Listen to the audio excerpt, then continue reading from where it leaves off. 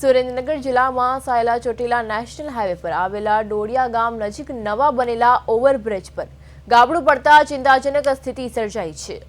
કરોડો રૂપિયાના ખર્ચે નિર્માણ પામેલા આ ઓવરબ્રિજ પર અચાનક ગાબડું પડતા વાહન ચાલકોમાં ભયનો માહોલ જોવા મળી રહ્યો છે।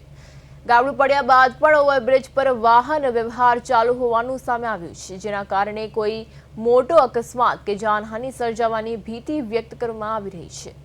સ્થાનિક લોકો દ્વારા તાત્કાલિક સમારકામ અને સુરક્ષા વ્યવસ્થા કરવાની માંગ ઉઠી છે। મહત્વની વાત એ છે કે ગાબડું પડ્યા બાદ પણ સંબંધિત તંત્ર હજુ સુધી અજાણ હોવાનું ચર્ચાઈ રહ્યું છે। ઘટનાને લઈને હાઈવે પર પસાર થતા વાહન ચાલકોમાં ચિંતા વ્યાપી છે। હવે તંત્ર દ્વારા ક્યારે કાર્યવાહી કરવામાં આવે છે તેના પર સૌની નજર મંડાઈ છે।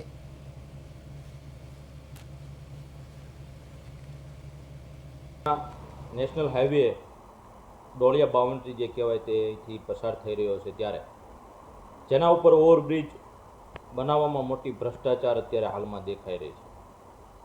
સતત ને સતત ગાબડા પડવા, સતત ને સતત રિપેર કરવાનો, છતાં હાલ છેલ્લા 15 દિવસથી આ પુલ એટલો બધો બિસ્માર હાલતમાં છે કે દરરોજે દરરોજ હાઈવે ઓથોરિટી શું કરે છે એ ખબર પડતી નથી। હાઈવે ઓથોરિટીને માત્ર એસી રૂપમાં બેસી રહેવા સિવાય બીજું કંઈ કામ નથી। તમારે હાઈવે ઓથોરિટી જે અહીંયા જવાબદાર અધિકારી છે, શું આ વિઝિટ લે છે?